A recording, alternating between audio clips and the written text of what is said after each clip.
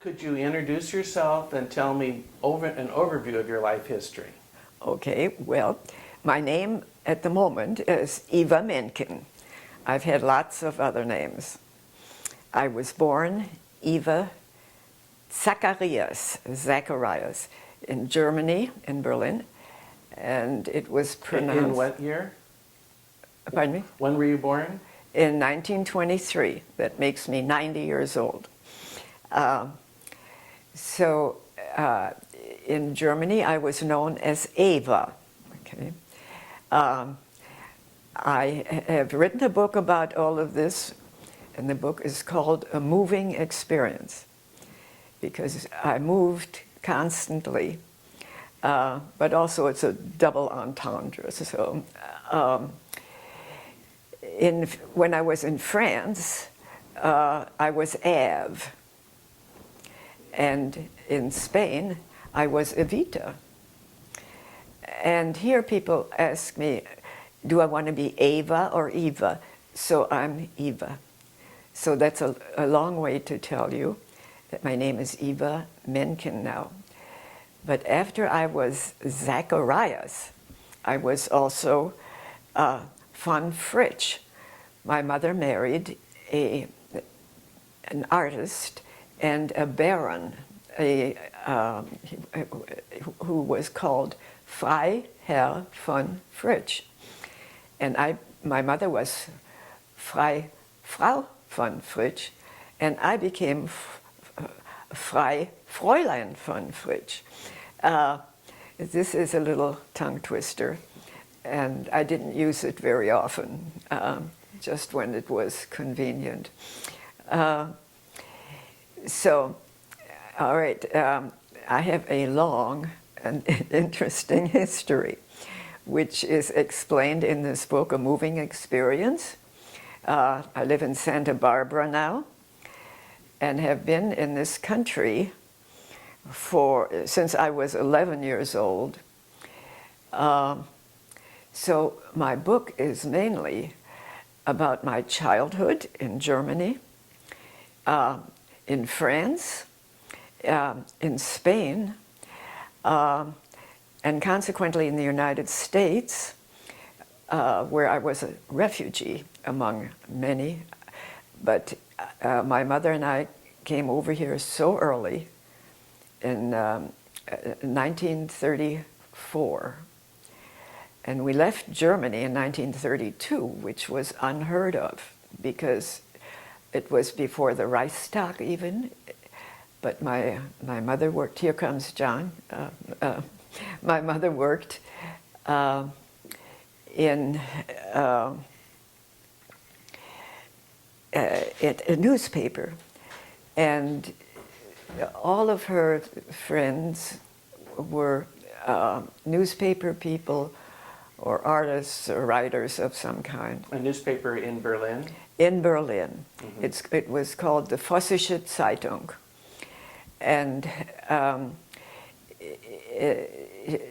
these people knew that Hitler was having a strong movement and following.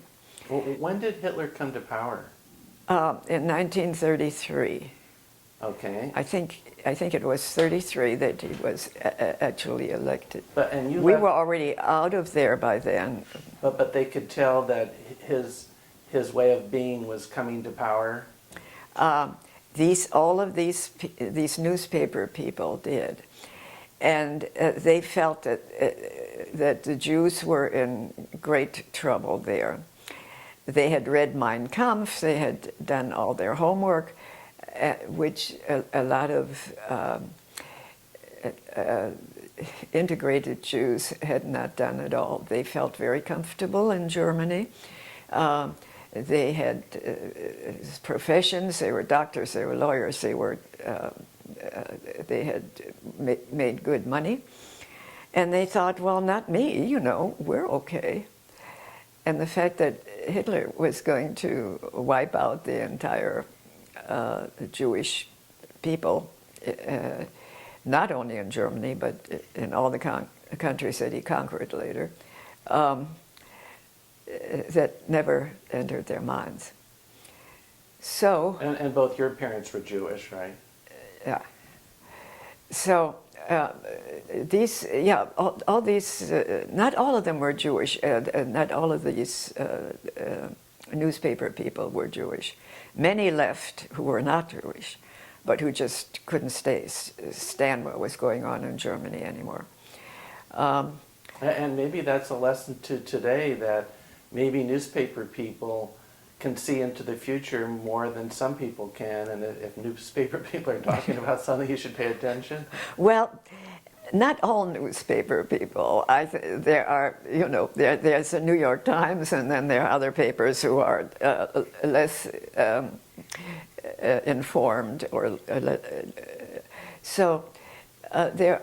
I think it is a lesson for everyone that we need to stay informed as to what goes on, not only with Jews today, it's the Islamists, it's all kinds of other people who are being pointed to, even though certainly not killed like Hitler wanted to wipe everybody out. I don't think even these informed people ever could imagine what happened. We left. Well, actually, could you start in your younger years? What do you remember of your life in Germany? Okay, my life in Germany. When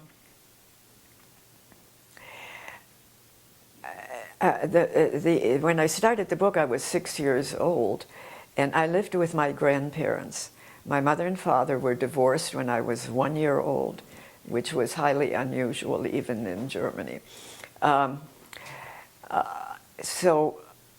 my mother was gone most of the time because she was working, and she was living with a group of her friends. And she never had enough money, and neither did anybody else. Money was always an issue. Was she kind of Bohemian? I would say so. They were all Bohemian. They lived on very little. They loved each other. They shared what they had, both in Berlin and subsequently in Paris when they all left. If somebody had a bottle of wine, they shared that. If somebody sold a story, they shared the money. But they didn't call themselves a commune or anything like that. They were just a group of friends. And my mother was very attached to them. I knew them too, and I was invited from time to time. And, my parents hated the whole setup. My grandparents, I'm sorry, they hated the whole setup. They thought my mother was just not a good parent, or you know. I loved her, and I accepted the fact that she wasn't around. She came at least once a week, and we went to the Tiergarten, which was a zoo, or to we had all kinds of walks and places where we would go, and she was always happy to see me, and we had a much more of a loving relationship, I think, than parents at home who were always critical. So she never was critical. My grandparents were critical. She was kind of more like an aunt. She was like a fairy godmother, sort of. She came into my life, and she went out, and then she came back, and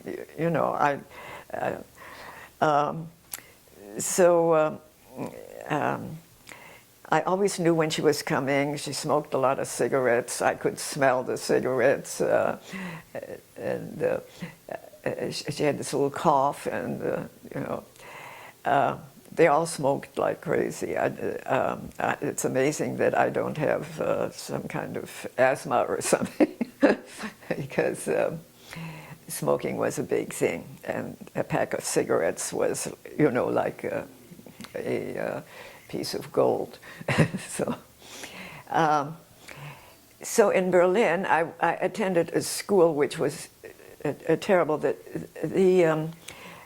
The photograph on my book shows me entering the first grade, and it has. You could show me. It has on it. Okay. It has on it a cone thing. Point it to me. Good. You see it? Okay. Yeah. What is that? It's called a Zuckertüte in German, and translated that means it's a sugar bag. And children entering the first grade at that time got this filled with candy, and it was supposed to sweeten your life in school, but they lied. Life was not sweet in school, as a matter of fact. It was pretty terrible, because already when I entered school, or when I was there for a year or so, there was prejudice against Jewish children. And in my class there were 3 Jewish children, and there was religion was taught in school. It was not like here in the United States where there's separation of church and state. So the religion that was taught was a Christian religion, and the 3 Jewish children were sent out every day at some point, and we had our own little group, which was not very large, and were taught the Hebrew alphabet, which I remember a few letters still from that. You do remember what you learn in the first grade. And was this a public school in Germany? Yeah, it's a public school. And since children are cruel anyway, the 3 of us were hassled, and not only by the children, but the teacher, a terrible teacher, a man. And so school was a very unpleasant experience, and it isn't anything like an American school, which I later thought was wonderful, because the school had nothing to offer other than reading, writing, and arithmetic. There was no gym, there's no baseball, there's no plays in an auditorium, there's nothing at all. I'm talking now about 1929, 1930, so I am sure that by this time Germany has a totally different concept about schools and everything else. Today is 2014. Yeah, exactly. So we're going way back into history, and since I have lived this long, it's a long time ago. So I was not, in my family, as I learned later, in many families, not only German, but also in the United States, children were not really taken into consideration about anything. I think it's better, and it certainly was better in the United States when I came. But nobody thought of children as real people.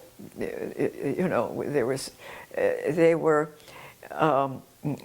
not to be consulted about anything. So when we were moving, or when anything happened, I didn't hear about it until it had happened. For instance, one day my mother took me out, as she usually did, and she said, "I have something to tell you." And I always thought, when they first say, "I have something to tell you," it's bad news. And were you about 8 years old at the time? I was 7. Okay.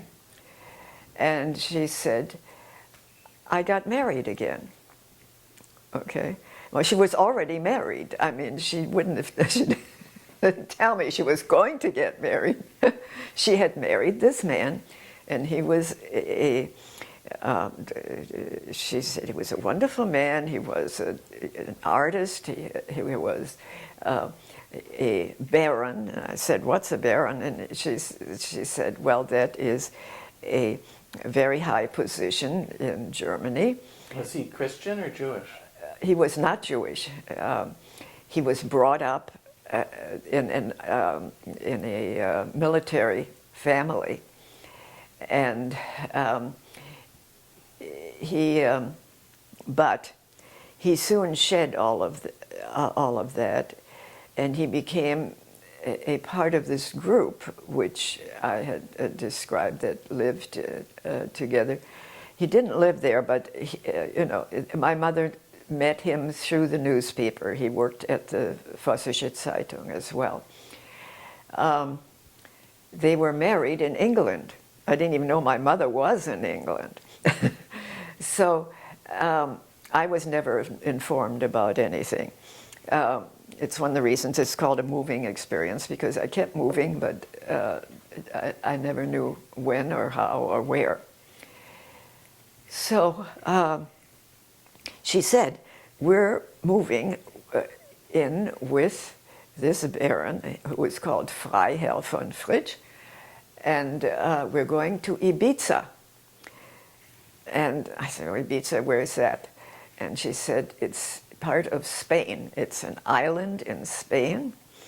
And in the Balearic Islands, it is the smallest island, or one of the smallest islands there." So lo and behold, we went to Ibiza. And how did she end up there? Well, he had a place there. It was a little artist colony there, but that was all. People came. Very few people even knew it existed. So it was very few artists and writers had been there in the 30s. And we had this lovely place on a hillside looking the Mediterranean. He was very nice to me. He showed me his paintings, and he let me paint. And he taught me how to swim in the Mediterranean. But there was a problem. And I had known of this problem before because my grandparents fought a lot. And you could hear them through closed doors and everything else. They were yelling at each other.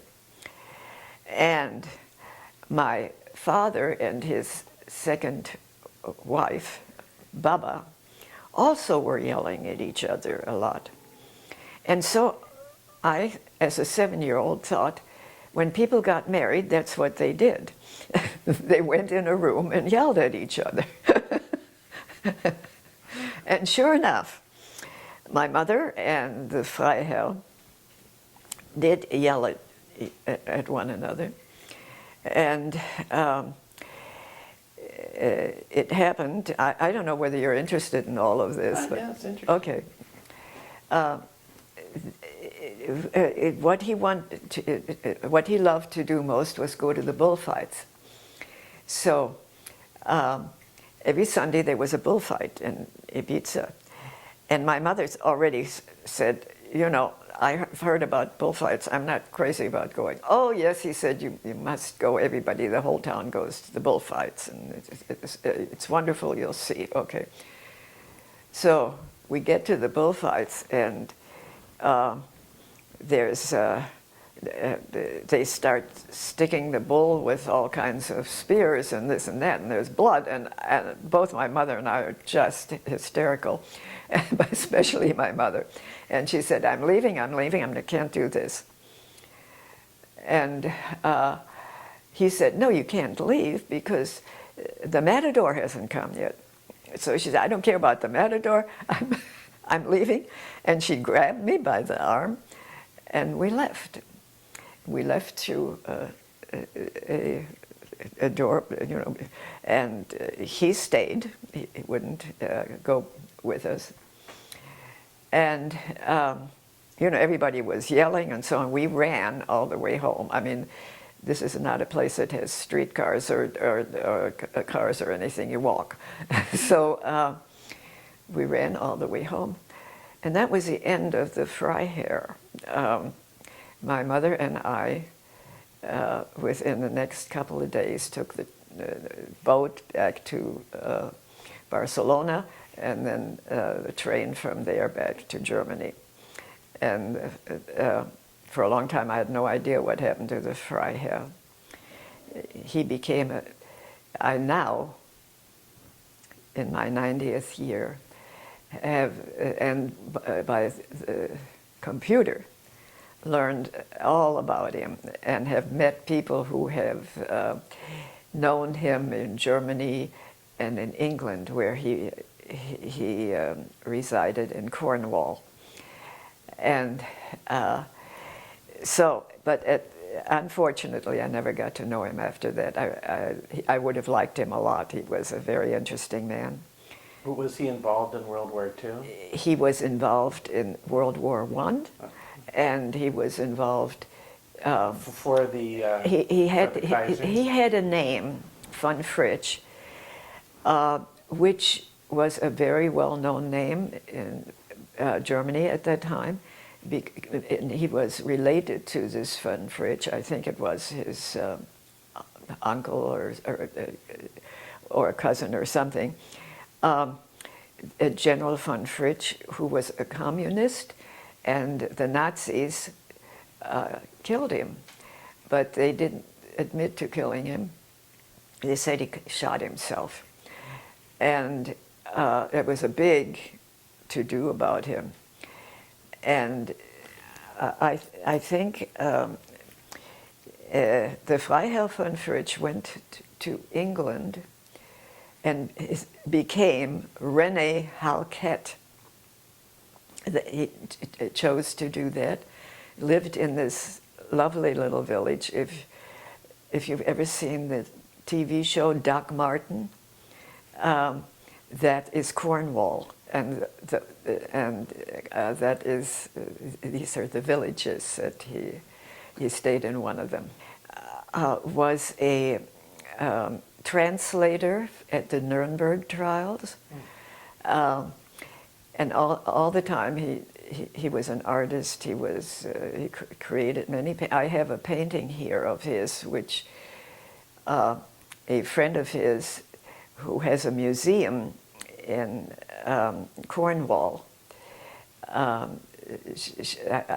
found her, and she sent me a lot of things of his. Interesting. Maybe in a bit we can see the painting. The painting's on the wall in the living room. But back to you're moving back to Berlin when Yes. your mom and you left. When I went back, I had to go back to my grandparents. Okay, and then what was life in Germany then? Were the brown shirts? life was beginning to be more.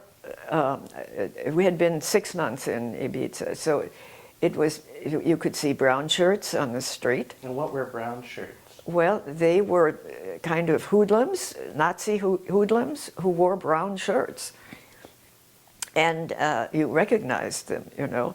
And they started destroying things already. I mean, this was before Kristallnacht, but still, you know, there was a lot of...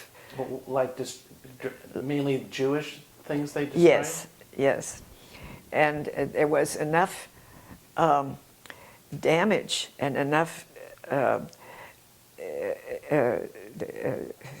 so much wildness going on with these people.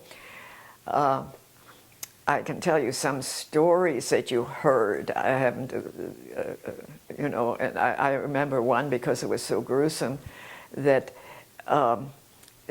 one of these brown shirts knocked on the door of a Jewish man, and he looked into the peephole to see who it was, and the brown shirt with a pick took his eye out right through the peephole. And those horrible stories were, you know, were told. And I think at that time, my mother and her friends decided to leave Germany. Okay. Now this was no easy task because she had das Kind, that was me, the child, okay? And she wanted to take me along. And you weren't living with her at the time. I was not living with her. I was living with my grandparents. My grandmother and my grandfather insisted that this Hitler thing would pass, that they were overreacting, all of these people. They didn't like where my mother was living. And altogether, they took her to court. My father, my biological father, who was married to Baba, who I liked, and I would visit them from time to time in Berlin. He came to court and with my grandmother testified that my mother was not able to care for me, and that she hadn't cared for me in all these years, and that she was living with men in apartments, and you know, it was really a terrible affair. And I was, by this time, probably 9 years old. And finally, the judge, the judge asked my mother about her second marriage, and also the fact that she was a baroness, which she still was. Or I don't know if she had been divorced at that time. Yeah, I guess maybe she was divorced, but they still called her, you know, on paper she was still a baroness. And so he was very impressed with that, that she had married a baron. In Germany, that's very, at that time, that was very important. Did the judge know she was Jewish? Yes. How would he necessarily know that? They just knew. Everybody knew who was Jewish in Germany, you know, in Berlin. And would you say people looked different Jewish, but they knew for no, other but not you know, some did, but not everybody. But they found Jews, even if these Jews, most German Jews hadn't practiced any kind of religion at all. They were secular Jews and had, as they were in the army, they had been, you know, so integrated. But these Nazis, even if there was any kind of Jewish blood in anybody, they found this out. They were very, very bureaucratic. They learned, they knew everything about everybody. And so then they interviewed me, the judge, and I said I wanted to go be with my mother. Did the judge ask you who you wanted to go with? Yes, he asked me.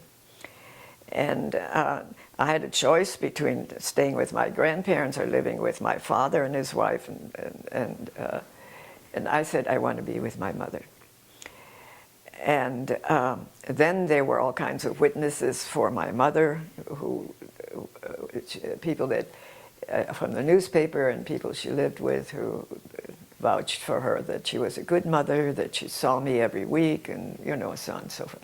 Anyway, she won me. She won the contest. Yeah. And did you feel like the court system was fairly fair in Germany then?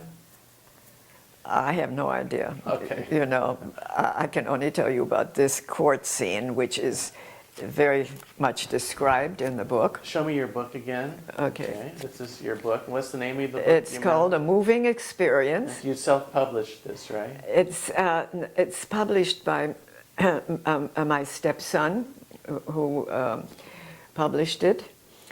And it's published. It has all the right numbers, IBS number, and it is in 2 bookstores in Santa Barbara. Chaucer's and Granada bookstore, and can even be gotten online. But there at Amazon, they usually have used books, but they have them from bookstores. So your mother won you back, and what She happened won then? me back, and off we went to Paris. Of course, nobody told me about this either. One day she came, she said, "We're packing your suitcase, we're going to Paris," you know. And so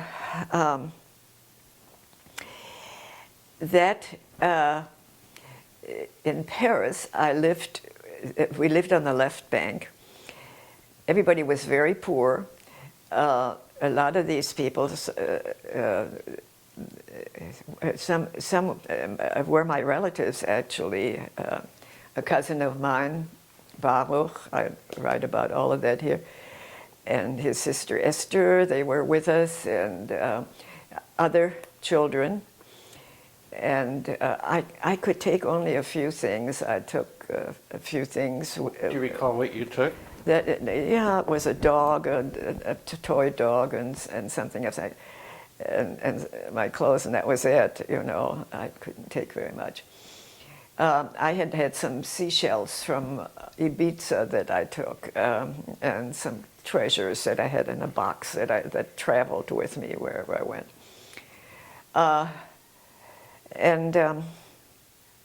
Well, you know, right now I'm telling you this story, but in the book, it has more emotion. That is my own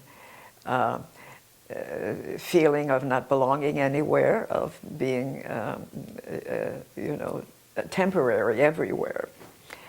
I certainly was temporary in this little left bank nest that we had. I describe it. It was really a very odd place. Had 1 bathroom for, I don't know, 12 people or something that were living there, and you had to climb up on top of the toilet to flush it because it was one of those, you know, hanging things. But one day, my mother came to me again, and she said, "Evchen," that was my a name that my parents called me, and also my friends and my mother's friends. It's a diminutive in German of Eva. So Evchen, it's you know, as if. So Evchen, she said, "I have something to tell you." And I thought, oh my God, you know, here we go again. So what she told me is that I had to leave this place because the children weren't getting enough food, and enough good food. They didn't have enough money to feed everybody, and besides, the landlord was giving them all kinds of problems and so on, with too many people living there, and the children had to leave. And I was to go to a school for refugee children called the École Europe, which was just outside of Paris. And in Fontenay-sous-Bois. If you've ever been to France, it's a suburb now of Paris, Fontenay-sous-Bois. I think I may need a little water. Sure. Should we take a quick break? Yeah, can we? Okay, sure. Okay. Okay, you can pick it up now if you like. Go ahead. Okay, now where was I? So you've come back to Berlin. Okay. No, I went, no, we were in Paris. Now, I was just told I had to leave. Right. And so I went to the École Europe in Fontenay-sous-Bois.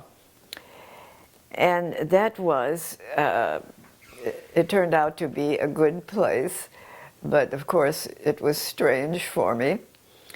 How was it different? Do you recall? Well, it was a boarding school. There were children from Russia, because Russia was, there were white Russians who had escaped from Russia, the communists there, and there were other refugee children from Germany. Not all, the Russian ones were not Jewish. It was a very interesting group of children. I don't think they were more than about 15 altogether. And they were all ages. I was the youngest. I was 9. And sometimes that was good because I was taken care of. Other times it wasn't so good because I had to go to bed early. So when everybody else was up and doing things. It was run by a man by the name of Wildangel, Wild Angel. He was a communist, and he loved revolution. He taught us all about every kind of revolution, and he was married to one of his students. He was about 65 years old at that time, and was married to a 19-year-old woman who we all loved because she was sort of our age, you know. I mean, she was close, and she was very lovely, Claire. And so, and then we had another professor who. So there were only those 3 people who were teaching us. In the book, I have a report card in there which said that I was good, and I was a pretty good student, except that I didn't pay much attention, so, and did my own thing.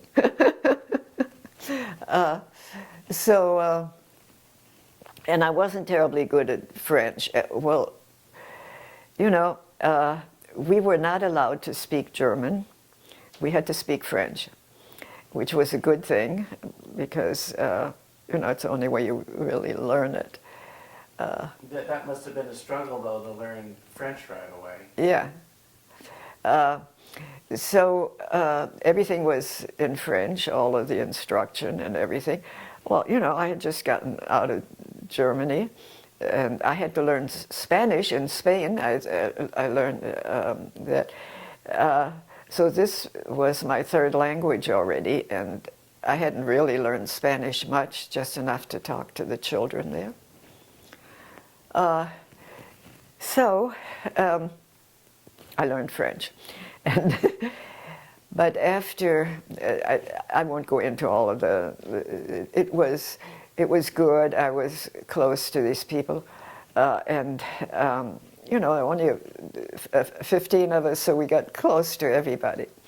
My mother would come to visit me, but mainly I went back to visit her, to take a train, all by myself. I was, you know, 10 years old, 11. Did she have to pay for the school? It was never clear to me exactly, but not much. Mm-hmm. And the school? Somehow it was funded by some Jewish organization and so on. And there were only 3 people. We were all in one house, you know. Yeah, they had a cook. They had to pay, but yeah, I think it was you pay what you can. My mother couldn't pay much. Nobody had money. Nobody had much money there, you know. I think the Russians brought some money with them. I was close to the two boys there. One was Fetja, and the other was Anatol. I remember all those names. People don't necessarily, young people don't realize now that communism was popular not just in Russia, but in places like France and even the United States. Right, yeah. Well, it was, before actually, Stalin and these people who gave communism a really bad name.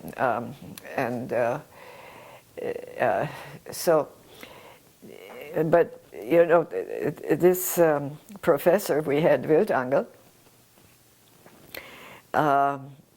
he just believed in, people dividing up what they have. And we always had jokes about that, because at some point I got lice, and I wasn't the only one. There was, the sanitary conditions were not marvelous. It was horrible. And I offered to share the lice with everybody. Is that the communist way? Yeah, right. Yeah.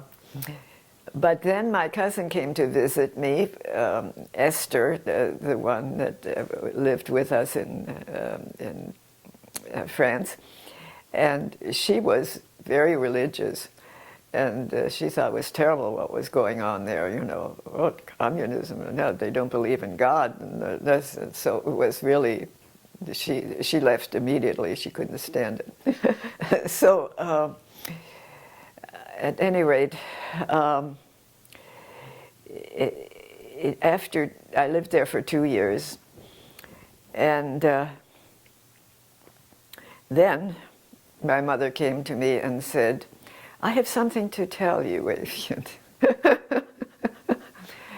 And of course we were moving again, but this time we were moving to the United States, and that was because Hitler was on his way to France, where we were living. And again, there were refugees in France, in Holland, and all over the place, but we were always ahead of the crowd. And this was 1934, and my mother said she's getting married again. She was getting married to Henry Fuchs, who was an engineer, he got a PhD in Zurich, had moved to Dayton, Ohio, and his parents were living in San Francisco, and he had gotten out of Germany a year or two before us even. And he had been in France too. I had met him, and we had by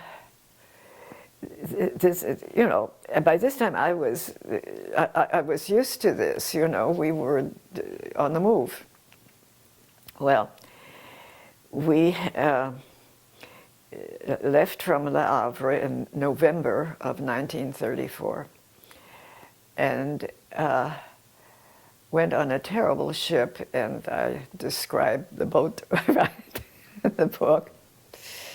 Was it a passenger ship? It was, but it was a very small ship. It was called the Lafayette, and it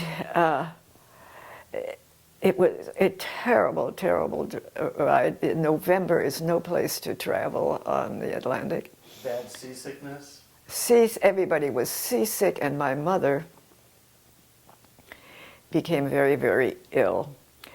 I have neglected to tell you that my mother had episodes of a mental illness, and I hadn't been aware of it as a child, but became aware of it on the trip, because she just she couldn't handle it, the trip. She stayed in bed the entire time, and I brought her food, such as it was, and we were in steerage, which was called third class, but it was steerage. It was terrible.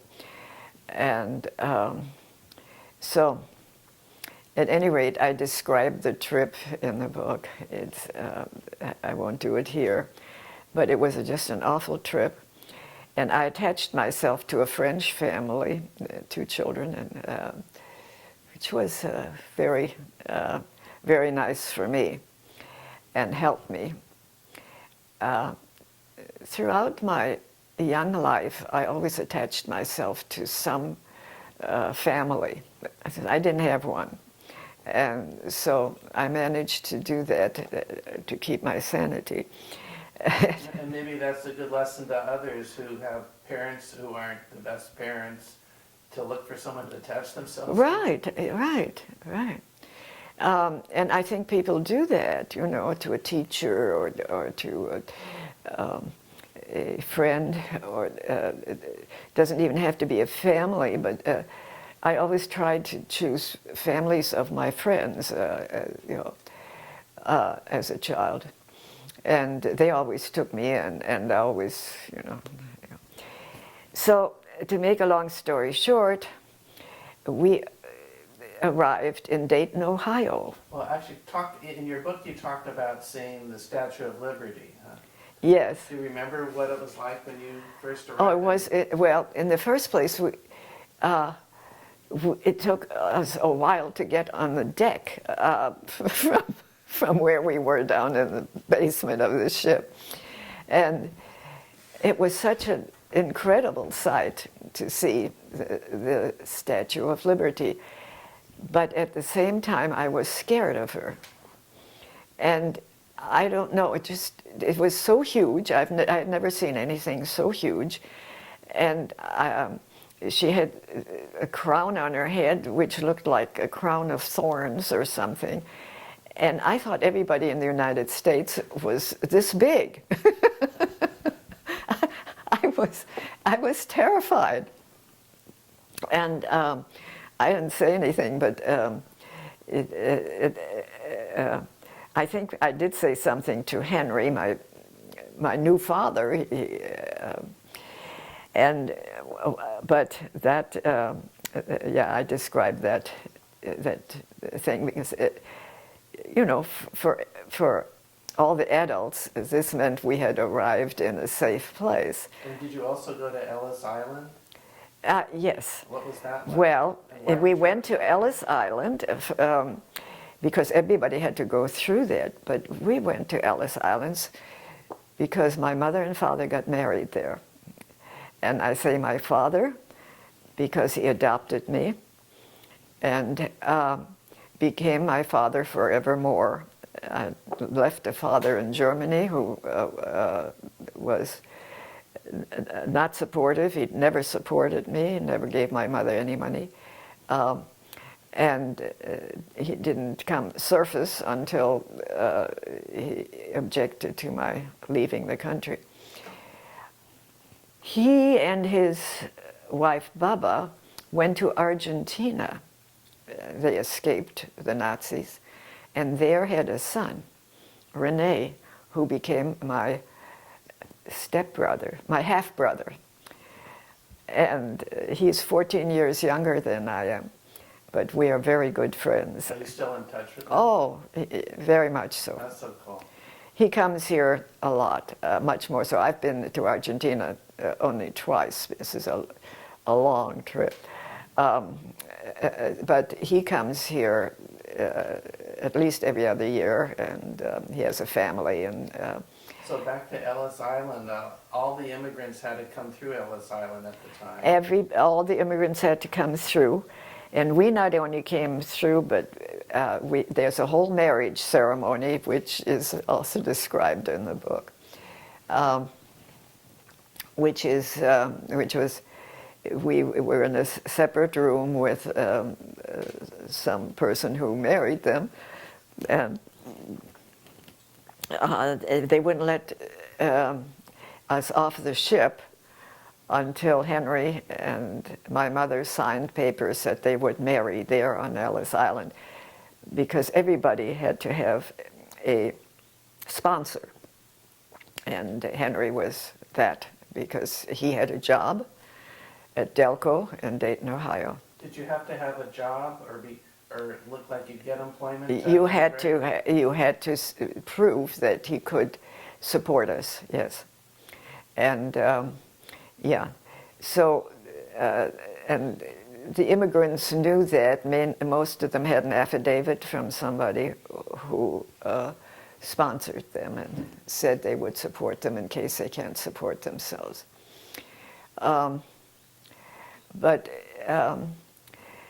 Yeah, Ellis Island at that time was a well, it was an interesting place, and I describe it in the book. I didn't remember everything about it. I have a bibliography in the back where I looked up some of the things that I didn't remember that jogged my memory. So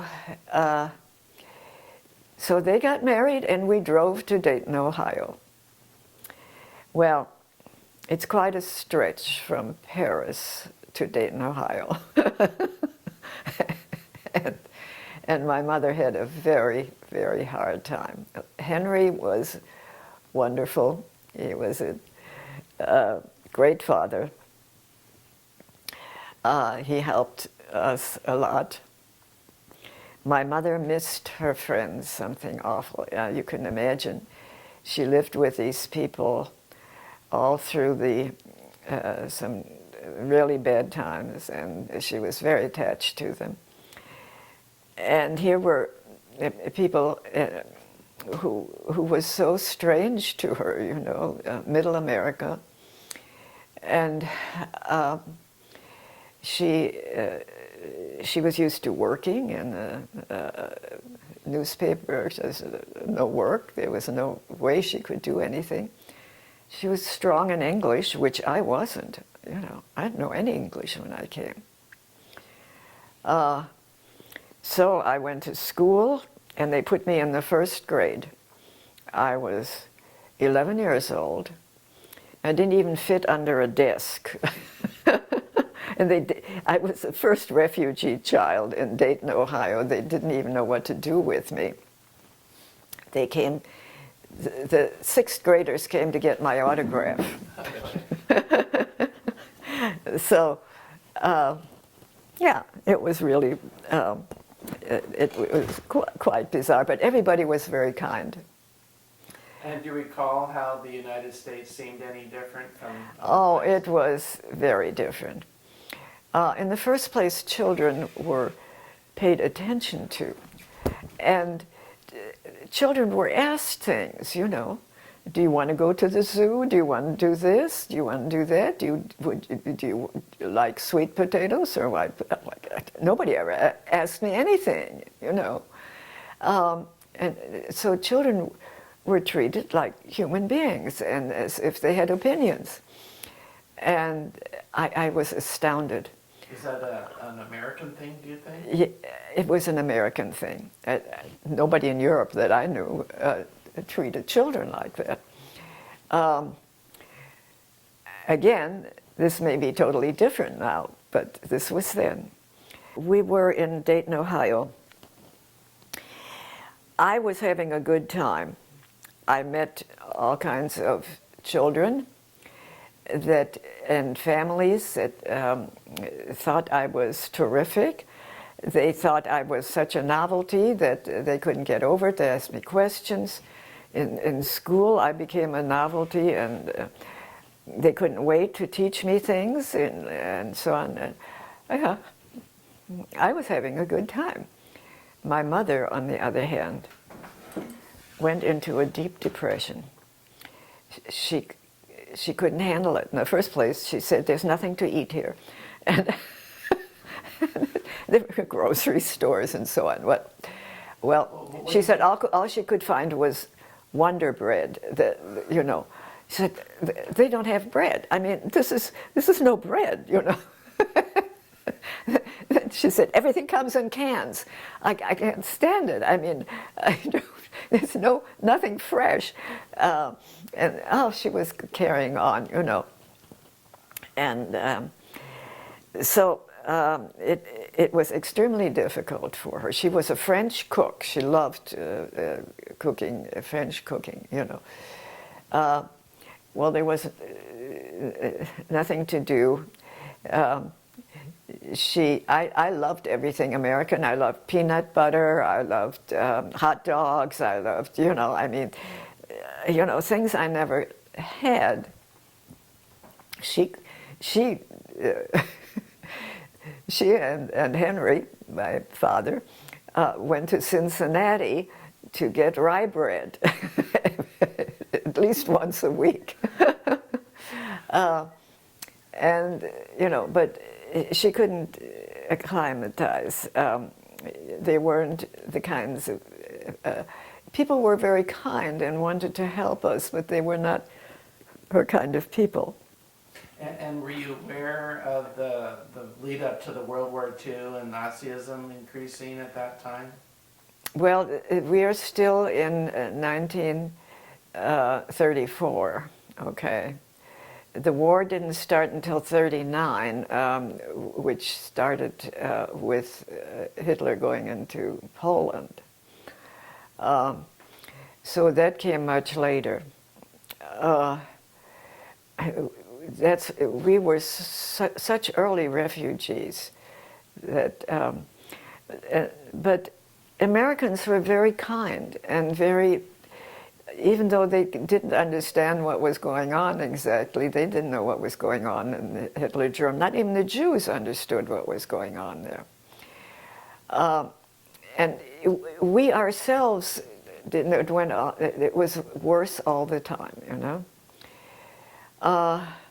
Did you hear some from friends or relatives how things were getting worse? Well, my grandmother wrote letters, but it took forever to get there, you know. I mean, this is a world of email, you know, so we forget that letters used to take a month from Europe to America.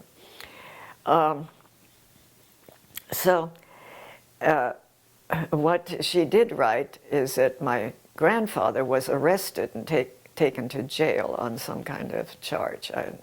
We never found out what. And was he Jewish? Yes. And he was later taken to a concentration camp and killed there. He never survived. She finally arrived in the United States around 1938 or 39. But in the meantime, what happened was terribly sad. My mother had a complete psychotic break, which at that time they diagnosed as schizophrenic. Today, it would not be diagnosed as such. It would probably be diagnosed as bipolar, because she functioned very well under circumstances that she felt good in. And there were years where she was in very good shape, but she was in a world that she didn't recognize at all. And she had left people in France whom she loved, and she never found anybody quite of that value to her. In your book, there's an incident, I believe, where a policeman showed up at your house with your mom. What happened Right. then? Yes, that was when she wandered away. And she simply left. We had no idea where she was. And everybody searched for her. She had made a friend here, Patty, who also was close to our family, and she had 2 children. Everybody was looking for her, and finally we called the police, who brought her home. And she had just wandered away. You find And- her in a lake or something? Yeah, she was by the lake, and the policeman didn't know whether she was going to kill herself or not, you know, and we'll never know. But it was a wake-up call for Henry, my father, and she subsequently went into a deep depression and had to be hospitalized. And she was hospitalized for almost 2 years. And at that time, they didn't have the facilities or so on what they have now. But she was catatonic, which means that she was out. Not conscious? In a Not normal- conscious. Uh-huh. We don't quite know still, I think, what consciousness there is in that state, because some psychiatrists think that people do hear in that state. My mother was sent to a hospital near Ann Arbor, Michigan. By this time, we had moved to, no, we hadn't moved to Detroit yet, but she was near there. And she was out of my life for 2 years, which was difficult, because first of all, I had to be the woman in the family, and I was only 12 years old. So I cooked for Henry, I did the laundry, I did the cleaning. I couldn't afford any help because he had to pay a lot of money to this hospital. And and Henry had been just wonderful to me while I was a child, but now I stopped being a child, and all of a sudden I was his housekeeper and his, you know. So I didn't have the relationship with him as I had previously. I didn't have my mother. So it was a hard time for me. But I had a friend and her family, and I attached myself to them. And they were very kind. I had dinners with them. They brought over dinner to us. They were very good. And I had several friends like this. And then all of a sudden, Henry said, he did talk to me and said, we're moving to Detroit. I mean, you know, this was the first time anybody had ever told me we're doing anything before we did it. Before the suitcase was at the door. So he said he had gotten a good job as at General Motors in the design department or something, and that we're moving. So I had to leave my good friends there again. Excuse me. I describe in the book every time I had to leave what that meant to me and all the people I had to leave. But at this point, I'll just tell you the story. And we moved to Detroit. And then in Detroit, my father said, we moved several times from one house to the next in Detroit. But then he said he's bringing in his mother and father. Well, his mother, I had known in Karlsruhe, Germany, where they were living. And she was a very severe kind of person. She was a German Hausfrau. And Jewish also? yes. Uh-huh. And they had emigrated to San Francisco. The grandfather, was lovely, but she was critical, she was unpleasant, she was... Well, I just never liked her. And they came to live with us because Henry decided that I couldn't be doing all the things I'd been doing and so on. And your mother still was not living with you? No, my mother was still in the hospital, still catatonic. And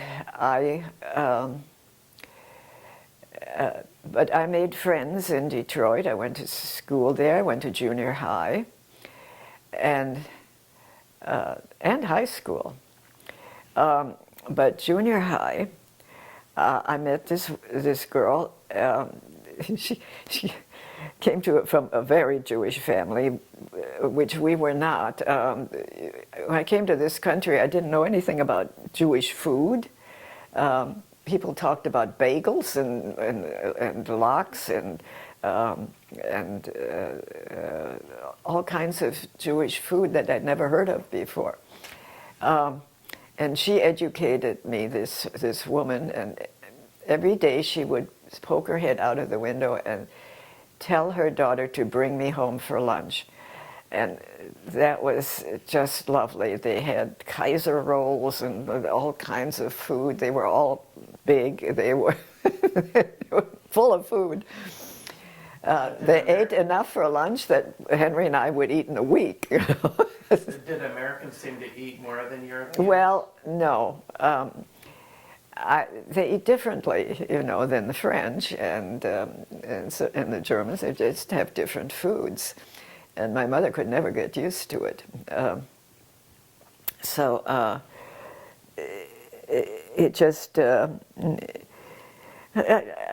she did afterwards, but before she got sick, there was nothing that could have, that was okay, So my father I suffered under this woman who was supposed to be my grandmother more than any time in my life up to then. I thought it was bad in Dayton when I had to do all the laundry and all this, and I'd go back in a minute to do that because she treated me like I was 5 years old. I had to have my own plate and my own silverware, and I was a child, and here I was 13 years old, and I was in junior high school, and nobody else treated me that way, So could you try telling your father that? I did. I tried to tell him, but he said, "Look, don't just try and say yes, yes, and don't make any disturbances. She doesn't really mean it." But everything I did was wrong. I left a ring around the bathtub. I didn't eat the thing she cooked. Whatever. And she was never any praise. Never anything. And my mother wasn't like that. She was always very kind to me. So I suffered through that. But what the most interesting thing that happened during that time, my father, Henry, would go every Sunday to the hospital and play music to my mother. My mother was a very good pianist, amateur pianist. She played all the classical piano. They tried to teach me that, and that didn't work very well. But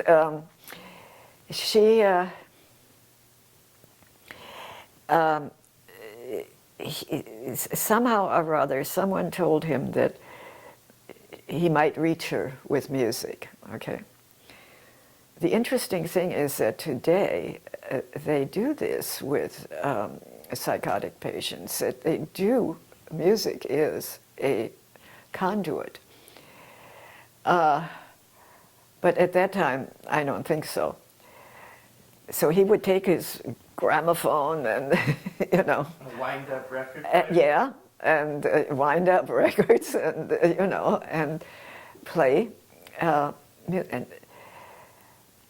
after being there for 2 years, one day she opened her eyes and she said, "That's a Schubert sonata." Well, he almost fell over, you know, because he'd been doing this for a year and nothing had happened. And it brought her back. And, you know, she hadn't eaten anything in 2 years. It was all IV feeding and so on and so forth. She had lost, the reason they wouldn't let me see her is because she weighed 60 pounds. And they had to keep her in the hospital to feed her. But she started taking food, and Henry came to see her all the time, and she recovered. And she came home, but she had on long boots. I have pictures in the book. Oh, do you have A title so I'm sorry, you have a picture of what there? Can you show me that? of her coming home with the boots. I'm trying. Okay, you said you saw a picture of her giving up her title in the newspaper. Oh, do you want that one? Yeah, let's see Okay. that. So she was interviewed and she gave up her She title? was, yeah, interviewed here. Just face it towards me. She was interviewed by in Dayton, Ohio, by a reporter. Yeah. So that's a picture of your grandmother, with your mother with your grandparents. This Henry's parents, yes. Right. And your mother's on the left of the boots. Yeah, so tell me about that. Well, what happened is before she was hospitalized, she saw a psychiatrist. And she was terribly, terribly agitated when she saw this psychiatrist. And she said she had to go to the bathroom. So he showed her to the bathroom. And that was a mistake, because she jumped out of the window. And it was like, it wasn't, thank goodness, very far, but far enough so that she broke her leg. Mm.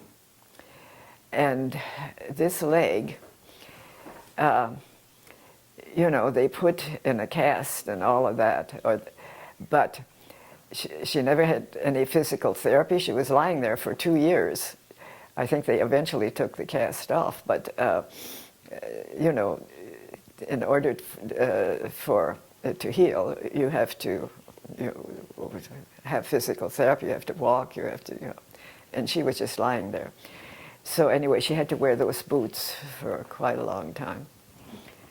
So she woke up after hearing music, and then she came home. Well, she didn't come home right away because they had to feed her. She had to be of a weight that was acceptable. She weighed 60 pounds, and her normal weight was probably 120, something like that. 100. She was never heavy, but she was of normal size. So, and she was very beautiful, by the way. That's why the men went. Yeah. So, at any rate, and so she still was lovely, and we were so happy that she was home. But the grandparents stayed for a while, and it was a little touchy and until they finally left. Okay, and then life became fairly normal, and I'm just going to take you as far as the book goes, which is to the age of 19. Is that okay? Sure. I may have one or two other questions, but you can ask questions. Okay. And in the epilogue of the book, I describe what happened to everybody and to the main characters.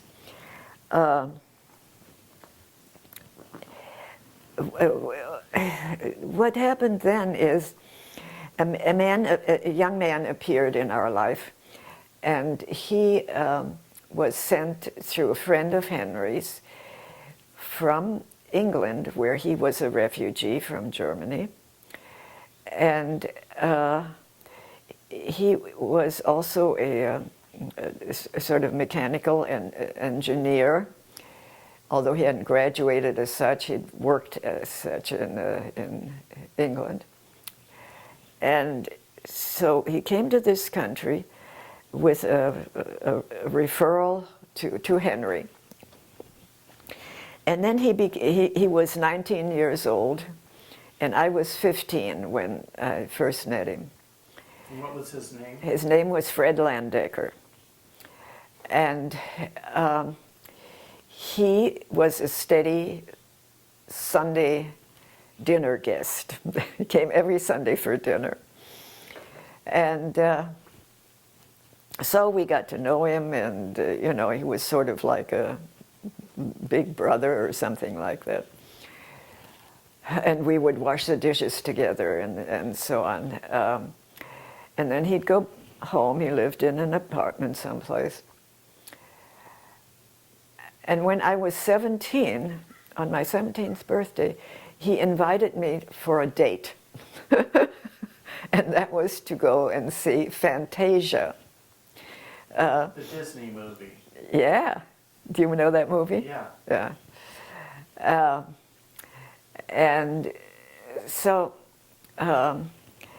then somehow we became a couple in a group called Emergers, A-M-E-R, American German, G-E-R. And these were American Jews, young people from a Jewish center who had formed a club to invite German Jewish refugees at their age. So we were all an age maybe from, I think again, I was the youngest again, from 19 to 25, something like that. And this group did things together, went to the lake, we went swimming, we did this, we did that, we had a very good time, and those were our friends. And it wasn't long before they coupled up, people coupled up in this group. And so Fred and I became a couple. And then the book ends. In the meantime, my mother was getting better and better. She knew, you know, we had told her we were in Detroit now, and you know, she accepted that and made a life there and started to be a wife again and a mother.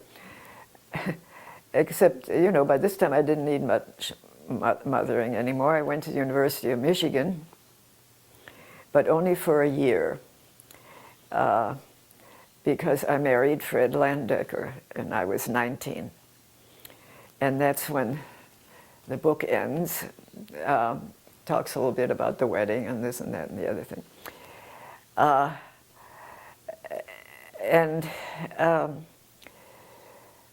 After that, I mean, I'm now 90, so I had A few things happened. a few things happen. Could you just mention briefly what kids you had and how long your marriage to Fred was, and Okay. then your second marriage? When I married Fred, it was during the war. My parents objected vigorously to this marriage. A, I was too young. B, there was a war on. I didn't know what I was doing, and you know, it was terrible.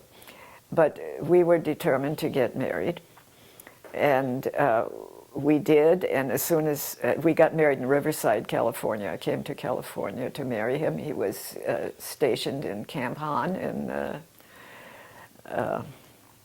They wouldn't let him go overseas because he wasn't. He went overseas. Oh, he did go overseas? I thought I read. Yeah, but the first time not.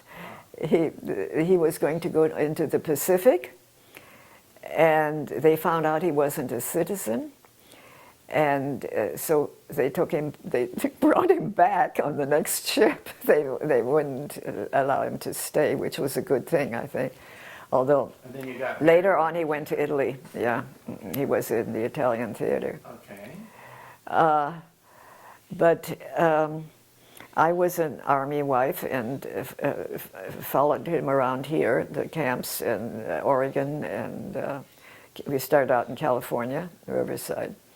So I had been to California once before in 1939. My parents took a trip out here. But it was a wonderland as far as I was concerned, you know. Yeah, how so? Okay. Well, you know, I lived in all I knew was Dayton and Detroit. So California was, you know, just the flowers were blooming everywhere. It was you know, we came, I think, in the fall, something like that. But you know, it was just a beautiful spot. And after the war, Fred and I settled here. And we were married for... In Los Angeles. In Los Angeles. We were married for 30 years. We had 4 children. And their names? Judy, David, Anita, and Peter. Okay. And where are all of them now? Your kids? They're all what? Where are all your kids? Are they all now? Well, David is here and has 3 children. David Landecker. David Santa Landecker Barbara. Yeah. is here in Santa Barbara. He has a daughter from his first marriage who is 31, I think, and another daughter, her name is Ariana, and another daughter called Tamara, who was named after my mother. My mother's name, she named herself Tamara. Her parents named her Gertrude, but she didn't like that name. So she named herself Tamara, and her friends called her Tay, T-E. And your other kids? And so that's David, and then he had 3 children. He has Michael, who is here at the moment, but he just graduated from college, and Tema graduated from high school and is going to City College here. Then Judy didn't have children. She lives in New York. She's an artist. She's married. Anita lives in Santa Monica. She is an urban planner and was married to a wonderful man who unfortunately died a year and a half ago. It was very, very awful for our family and for his children and everybody. What are the names of their children? And the children, they had Aaron. Aaron graduated from RPI, Rensselaer Polytech in New York, and immediately got a job in the Silicon Valley in a startup. He's design engineering. Then they have twins, Anita, and that is Hannah, who is in China somewhere. Not China, but in Asia. She goes to Berkeley, and she's in her junior year abroad. And then there is Jake, her twin, who is at American University in Washington. So they're juniors, so they just have another year to go. And Peter is my youngest son, and he is married a French-Canadian lady and has since lived in Quebec in Canada, and has 2 children, and that is Sabrina, who is also, she's studying art and psychology, and Sasha is also in engineering. and he's going to Sherbrooke University there. So they're all, you know, I was an only lonely child. I have 11 grandchildren. I forgot to tell you that, well, you know, I haven't gotten to the rest of my story, that after I lived with Fred for 30 years, we were married 30 years, after which we really grew apart. I went back to school, studied psychology, became a therapist, and he was totally involved in a business which he was selling and so on, and we just had very divergent paths. And the marriage had worn itself out. So then we divorced, and a few years later I married David Menkin, whom I had known in Los Angeles. And we were together for 30 years. And he came with 2 sons, who I am very close to, and they're part of my family. And one son is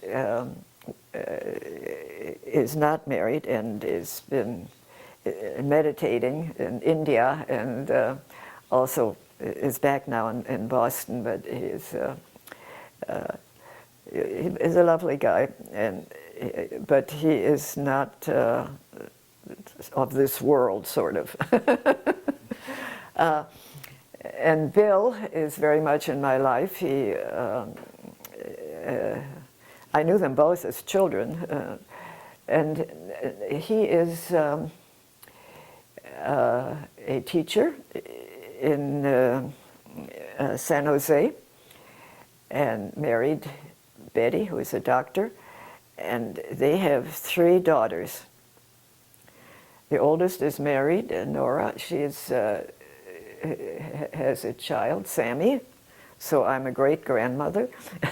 And then they have Eileen, and who is a therapist. She's a physiotherapist.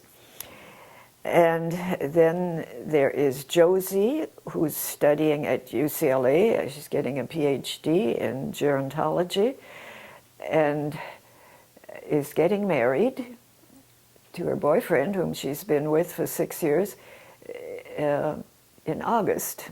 And they're part of my grandchildren, so there are 11 of them. I knew Fred as well as Bud, and Bud had quite a distinguished career also. What were some of the things he invented? Oh, Bud was an incredible person. First of all, he invented a bottle which became extremely popular, and every doctor has one. It's an alcohol container, which I'm sure everyone has seen at their doctor's office, where you take a piece of cotton and there's a pump that you put the cotton in, and then the alcohol comes up. And you just get the alcohol that's on the piece of cotton, and you don't have a whole big fat mess. And so this became called Menda products, and so that really was his business. And he had a partner in this business, and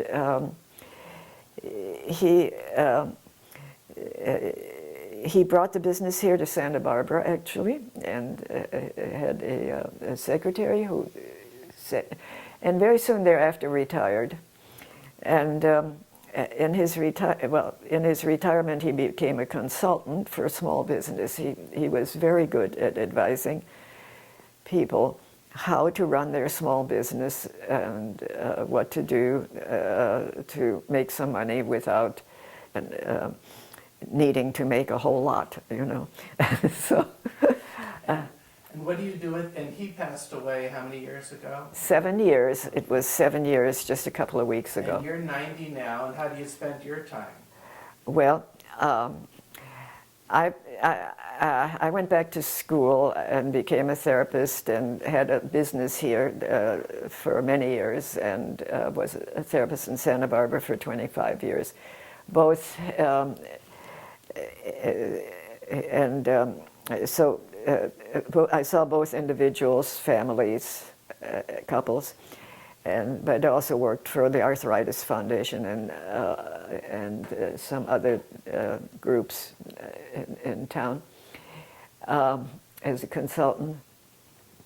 I retired about, I don't know, it's been almost 15 years now, and I've been doing volunteer work, and at first I thought, oh, maybe I'll do something totally different. But then I came back to what I know, which is therapy.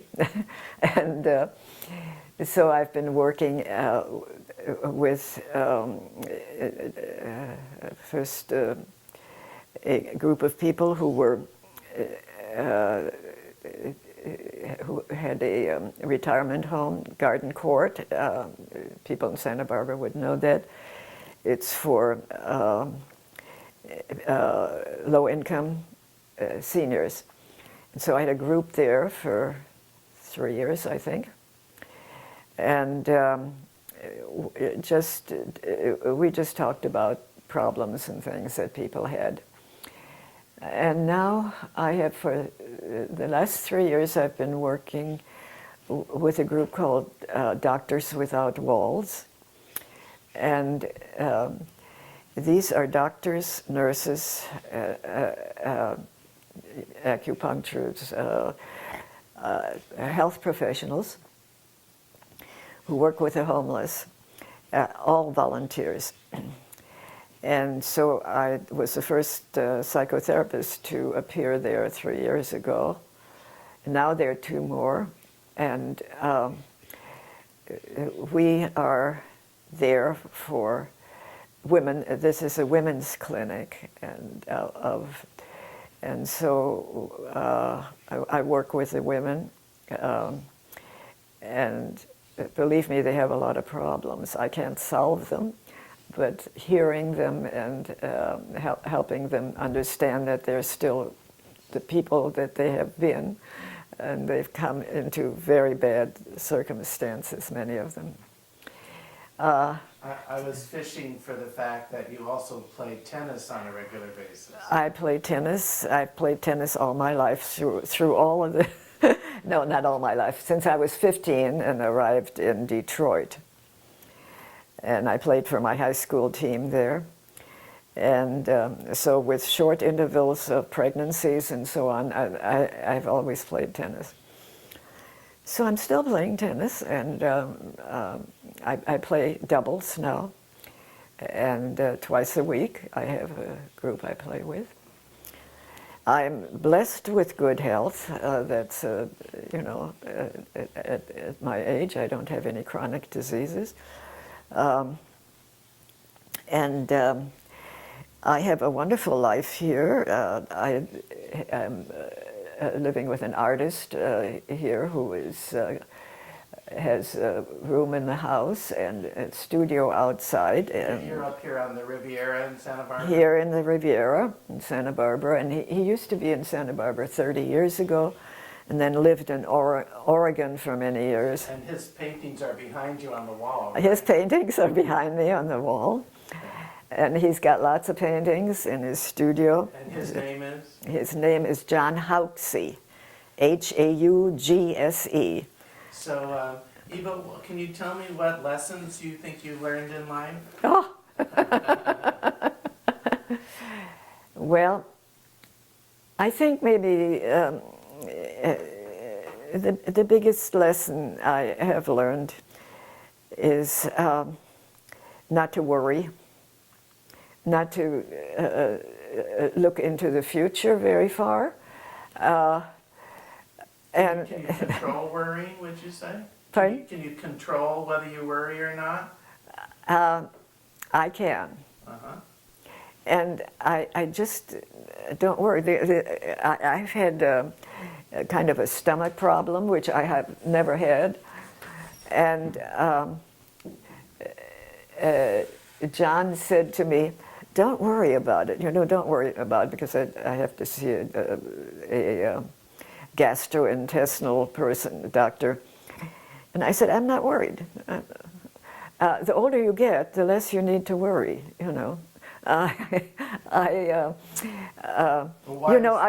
because I used to worry about my children, Yeah.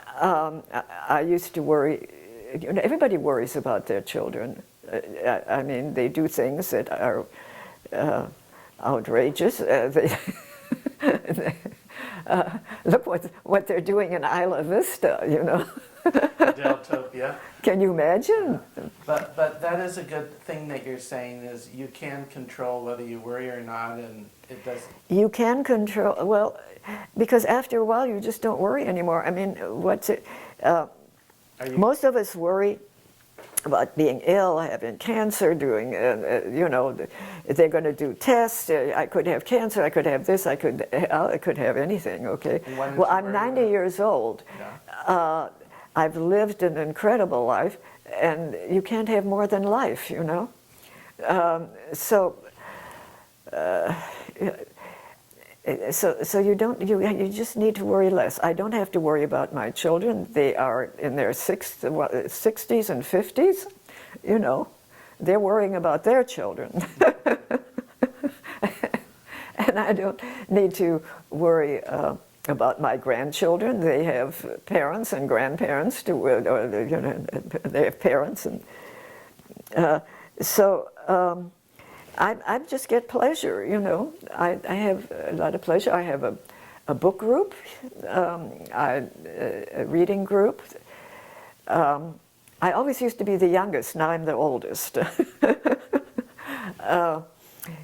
Because my friends, most of my friends have died at my age, so I had made new friends. That was always my thing when I was young, because I had to leave my old friends. Okay, so now I still have to leave my old friends because they died, but to make new friends like I did then. I learned to do that. And any advice on how to go about making friends? Well, I'm so lucky because a lot of them came to me. John is 76 years old, okay? So he had a lot of friends here that he knew many years ago when he lived here. So they became my friends too, They have dinner here, they drop in, and so most of my friends are in their 60s, 70s, But when you were younger, 80s. You seemed to make friends easier. I've always made easy friends, yes. So if you were to give advice to people how to make friends, what would you say? I would say you give a lot and don't expect a whole lot in return, okay? And you give because you want to and because it feels good, and not because you think it. And giving is just, you can do a lot of things, like you invite a couple for dinner. They love it, and I like it. I can still cook. I can still, do things, entertain. I like it, and I don't fuss a lot. I don't feel I have to show off. I don't think, we go through stages in life where we have to, if you invite the boss, you have to be on your best behavior. We go through stages, and I've gone through all of them. So I don't need to impress anybody anymore. But you're still in a stage of life where you have to impress. You have to impress your your friends, your family, your, but you know, at this stage in life, you don't have to impress anybody. You just do things because you want to. Although to a degree, people don't need to impress others as much as they think they do. Sometimes if they're more themselves, they might get along even better. Yeah, Like, yeah, you said it well, Yeah. right. Okay. So, and we spend a lot of stressful time trying to impress, you know, because it is stressful because you have to do something which you doesn't come natural at the moment, you know. And a lot of marriages are fail because of that, you know, that you try so hard, and then you go to a therapist and you try harder. I know I've been there. Yeah. Well, lastly, if I may, how would you like to be remembered? Oh my goodness. Well, I know I'll be remembered by this house, which I have lived in for 40 years with Bud. I will be remembered as by my children and grandchildren, especially in those 40 years, because this house has been a family house.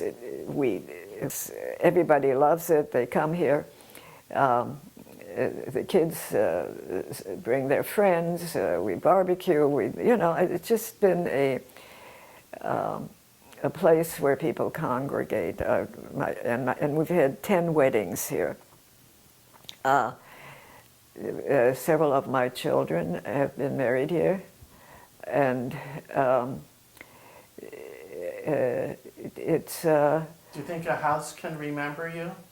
The house? You said your house will remember you.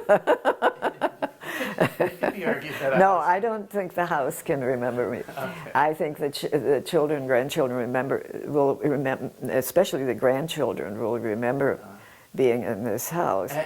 I just had a 90th birthday, and they gave me this huge thing that they had composed about what they would remember, you know, and it's amazing.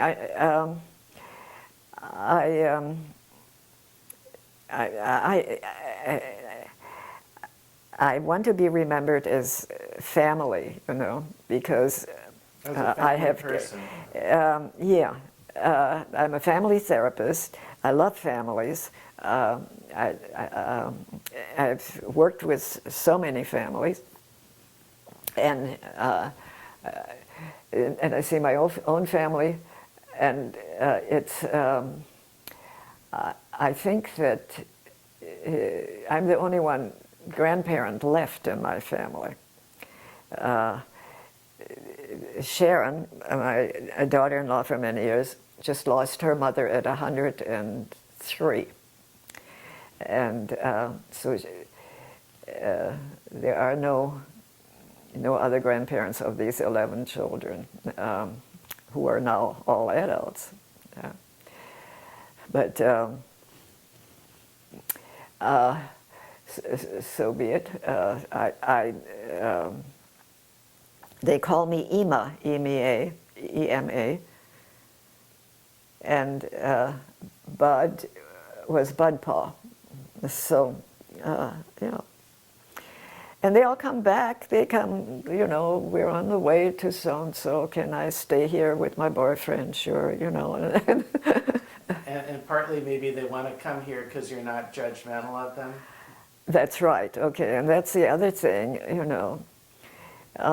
I think we were all judgmental with our children. You have to be. And slowly, you have to learn to let go and to stop, you know, and let them be. Not only that, but to support them in whatever they're doing. So that's interesting. Do you feel parents need to be judgmental? Well, yeah.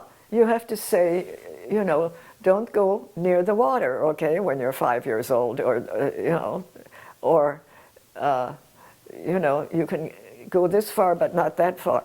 and don't lie to me, you know. I mean, yeah, you have to do certain, but when the kids are grown, and you know, by the time they leave to go to college, they're out of your life, more or less. They have another life. Although it could be said that's not judgmental. You're being judgmental is evaluating whether someone's good or bad by their behavior. But by saying don't go near the water, that's just a practical Safety. rule. Safety, yeah. Yeah. But they see it as judgmental. Good point. Okay. And, you know, we keep them from doing things that we feel are dangerous and they think is just perfectly normal, like using drugs, for instance, or anything like that, you know. Not in my house, okay? And so, but what they do now, there are some parents who forever are parents, and I think we have to get out of the step aside of the parenting role and just sort of hang out with your kids and enjoy them. And so, you know,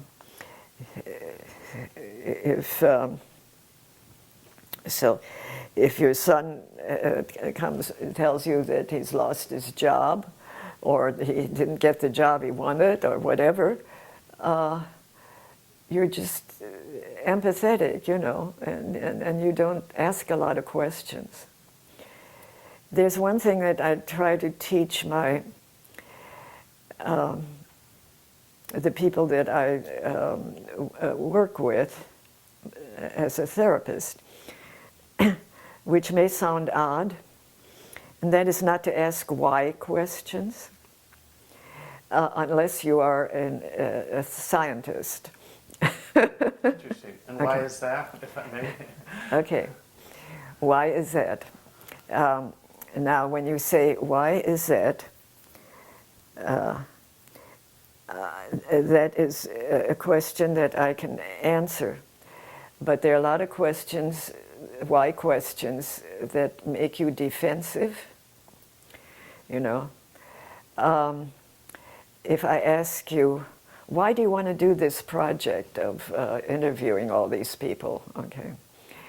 Now you have to think about this, you know, and you have to think, well, why am I doing this, you know, and you know. So instead of saying, why are you doing this, you could say, how do you do this, okay? How do you do this gives you some information. Why does not. It gives you defensive answers. Interesting, yeah. How dare you ask me why I'm doing this interview? Well, so good talking with you, Eva. You have a lot of wisdom and warmth. And may I get a quick shot of your home for your kids to be able to watch for and outside. It's gorgeous. Okay, I'll do that. Well, thanks so much. Okay, you're welcome. It was fun. Yeah, it was very good. And it's nothing more interesting than talking about yourself, is it? Well put. Okay. Well, here's Eva's home, the living room.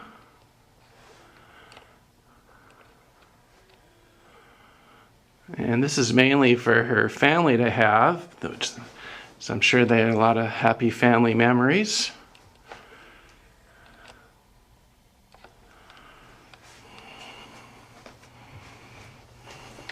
I'm Larry Nimmer. I've known Eva since I've been about 9 or 10, I believe.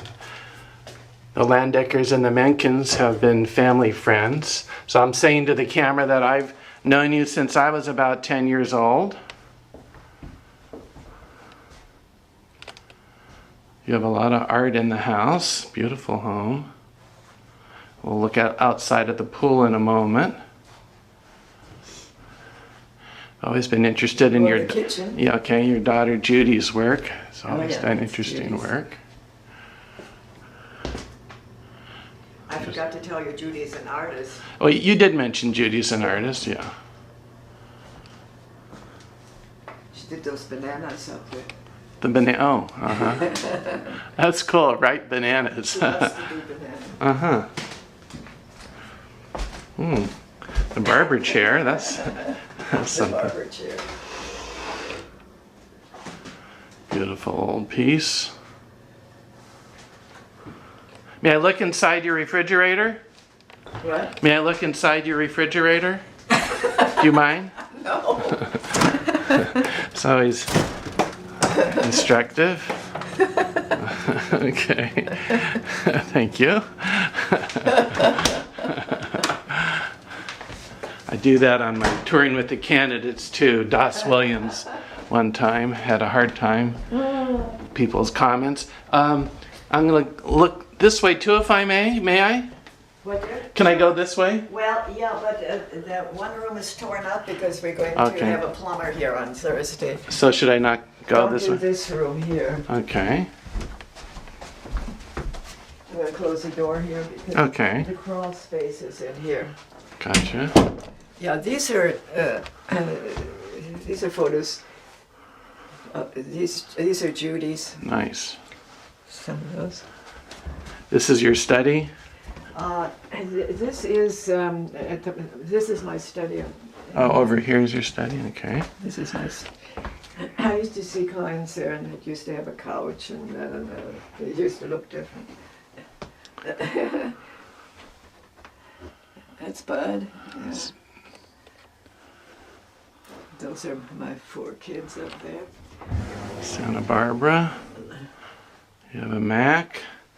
There's your wonderful yard Yeah, and view. yeah, it's a great view out there. Okay, well, thanks so much. Say bye-bye to the folks in TV land.